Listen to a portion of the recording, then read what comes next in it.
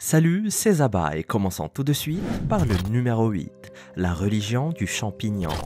Des données archéologiques recueillies dans le monde entier montrent que des cultures séculaires avaient une sorte de système de croyance basé sur les champignons. En gros, c'est ce qu'on pourrait appeler une religion des champignons. Ces éléments proviennent de la Mésoamérique, de plusieurs cultures sud-américaines et même des habitants de l'île de Pâques.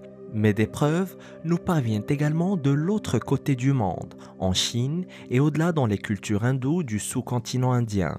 Mais l'identité réelle du mystérieux champignon que l'on voit partout sur les statues, les reliefs et les images peintes dans tout l'ancien monde fait toujours l'objet d'un débat entre les spécialistes. Selon le Rig Veda, un ancien recueil indien d'hymnes sanskrites, il existe une plante appelée soma, décrite comme étant rouge, sans feuilles, sans racines et sans fleurs. En d'autres termes, un champignon. Cette plante bizarre était décrite comme l'ingrédient d'une boisson enivrante qui pourrait conférer l'immortalité. Cette plante était probablement employée dans des rituels en Inde dès le premier millénaire avant Jésus-Christ. Mais comment cette plante s'est-elle répandue en Chine et à travers les océans jusqu'en Amérique du Sud ? Que représentaient toutes ces cultures différentes qui fabriquaient des boissons et vénéraient un champignon? La vérité, c'est que personne ne le sait vraiment. Les chercheurs supposent que le champignon soma était vénéré comme une véritable divinité en raison de ses pouvoirs psychotiques. Personne ne sait exactement quelle plante était utilisée dans ces anciens rites, mais on pourrait logiquement supposer qu'elle avait très probablement des propriétés psychédéliques qui provoquaient des hallucinations chez ceux qui buvaient des concoctions préparées à partir du champignon. Cela a probablement joué un rôle primordial dans les cérémonies spirituelles et religieuses. En fin de compte, la plus grande coïncidence ici est que de la Chine à l'île de Pâques, des peuples ont trouvé le moyen de vénérer ce que nous considérons aujourd'hui comme un vulgaire champignon hallucinogène. Numéro 7. Violet Jessup, l'insubmersible. Violet Jessup est née en Argentine en 1887 de parents immigrés irlandais et elle est considérée comme étant la femme la plus malchanceuse ou la plus chanceuse de l'histoire, selon le point de vue que l'on adopte. Elle est également la victime de la plus étrange série de coïncidences historiques qui soit. Enfant, Violette a souffert de la tuberculose et les médecins ont dit à ses parents qu'elle ne s'en sortirait pas, mais elle s'en est sortie et a vécu une longue et passionnante vie. À la mort de son père, elle retourne avec sa mère et sa famille en Angleterre et tente de devenir une hôtesse de bateau à l'âge de 21 ans seulement. Mais elle avait énormément de difficultés à se faire embaucher parce que les employeurs pensaient que sa jeunesse et sa beauté allaient causer des problèmes.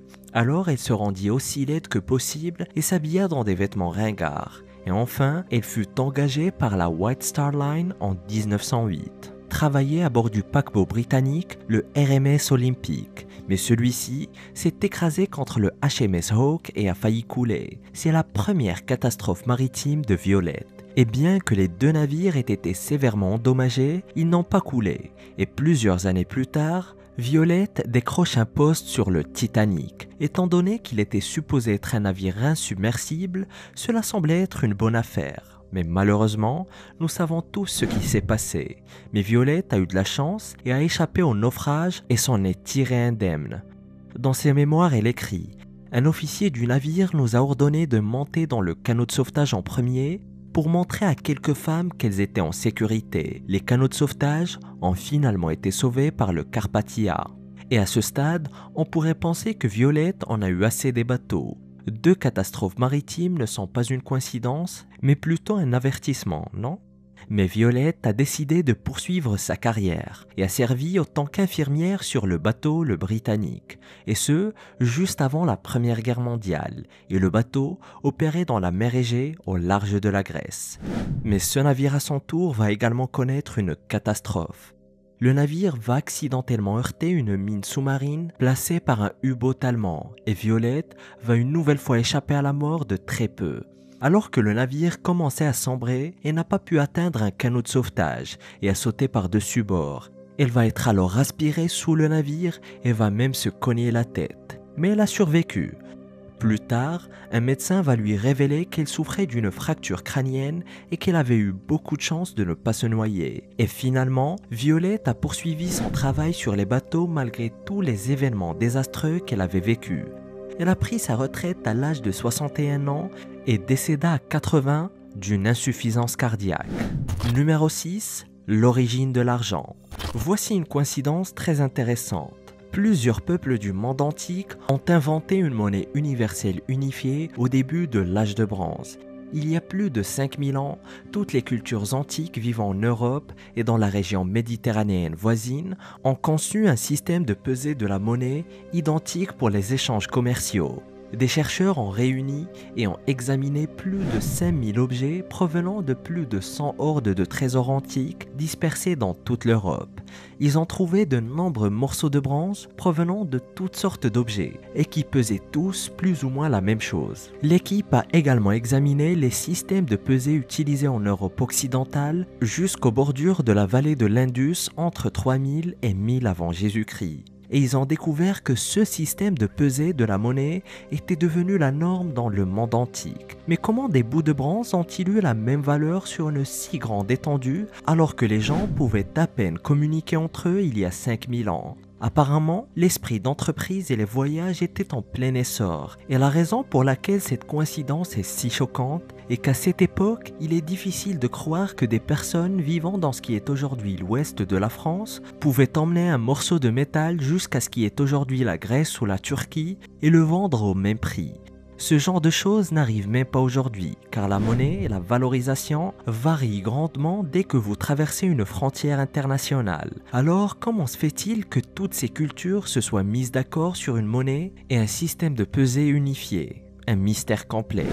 Numéro 5. Michael Jackson en Égypte antique. Voici une coïncidence plutôt drôle et déroutante. Dans le musée d'histoire naturelle de Chicago sont exposés énormément d'artefacts égyptiens incroyables, y compris des momies et des sculptures inestimables. Mais ces dernières années, les gens sont devenus obsédés par un buste en particulier qui date de 3000 ans. Le buste en question est celui d'une femme anonyme aux joues osseuses à qui il manque une partie du nez et aux yeux perçants. Cette femme est identique à Michael Jackson. En réalité, le buste de cette femme ressemble tellement au roi de la pop qu'il est devenu l'attraction principale du musée, une icône de la culture pop et des divinités du passé mélangées ensemble. Mais il faut aussi dire que la ressemblance est très troublante, ce qui amène certaines personnes à se demander si Michael Jackson n'est pas en réalité la réincarnation d'un artiste égyptien connu. Si vous croyez en la réincarnation, c'est certainement une façon d'expliquer cette étrange coïncidence. Mais selon les responsables du musée, après la mort de Jackson en 2009, le musée a été submergé de visiteurs essayant de comparer sa ressemblance avec celle de la superstar décédée. Et oui, on ne peut pas nier qu'ils se ressemblent vraiment, n'est-ce pas? Qu'en pensez-vous? Certains vont même jusqu'à dire que c'est un parent très éloigné de Michael Jackson. Peut-être qu'il avait du sang égyptien et qu'il ne l'a jamais su. Les théories les plus farfelues vont même jusqu'à dire que Michael Jackson était un voyageur temporel, ou bien qu'il a voulu volontairement ressembler à ce buste mystérieux et qu'il a pris pour inspiration lors de ces chirurgies qui n'ont jamais eu lieu. L'artefact lui-même a été acheté au Caire en Égypte au cours du 19e siècle, puis exposé au musée de Chicago en 1988. Mais les détails exacts de l'origine du buste restent toujours un mystère. Il a très probablement été réalisé entre 1550 et 1050 avant Jésus-Christ, ce qui suggère que le sosie de Michael Jackson aurait pu vivre sous le règne du jeune roi Toutankhamon ou du roi Ramsès II. Numéro 4. Le culte du soleil. Partout autour du monde, les gens ont toujours vénéré le soleil. C'est l'une des caractéristiques des sociétés anciennes. Des preuves de l'adoration du soleil ont été trouvées en Égypte, au Pérou, en Europe et dans presque toutes les civilisations majeures et mineures depuis la nuit des temps. Selon Britannica, nous avons la preuve que la vénération du soleil ou une manifestation du soleil a été vénérée dès le XIVe siècle avant Jésus-Christ, c'est-à-dire il y a plus de 16 000 ans. Aujourd'hui, vénérer le soleil est considéré comme une religion païenne, mais toutes les cultures ont utilisé des motifs solaires à un moment ou à un autre. Et même si certaines religions ne vénéraient pas spécifiquement le soleil, on en retrouve des représentations presque partout. Alors à quoi rime cette coïncidence? Pourquoi tout le monde était-il obsédé par le soleil depuis plusieurs milliers d'années? Et pourquoi semble-t-il que toutes les grandes religions, même aujourd'hui, ne sont qu'une histoire recyclée de l'ascension et de la disparition du soleil? L'explication semble tout de même simple, mais elle reste néanmoins très complexe. Le soleil a toujours été la caractéristique dominante de la vie de chacun. C'est ce qui donne la vie. Il n'est donc que logique que chaque civilisation l'honore à sa manière. Le soleil donne la vie et la lumière, et si jamais il disparaissait, comme le craignaient certaines anciennes civilisations, tout dépérirait. Le soleil peut être interprété comme le grand œil qui observe tout ce que vous faites, et lorsque les humains ont commencé à mûrir et à construire des sociétés, le soleil était la seule constante. Il était donc naturel que les gens inventent des histoires à son sujet. Du dieu égyptien Ra au héros et roi du soleil de la mythologie indienne, partout où le soleil brillait, on le vénérait. Numéro 3, la pomme divine. À la stupéfaction de plusieurs personnes, les pommes de pin sont l'un des symboles les plus récurrents de l'histoire de l'humanité. Non seulement elles sont littéralement partout sur le sol et suspendues aux arbres, mais elles sont également présentes dans les sociétés anciennes du monde entier. Le symbolisme de la pomme de pin est incompris mais très prolifique. Nous pouvons commencer dans l'ancien royaume aztèque avec le culte du dieu Chicomecocoatl, souvent représenté tenant des pommes de pin dans sa main.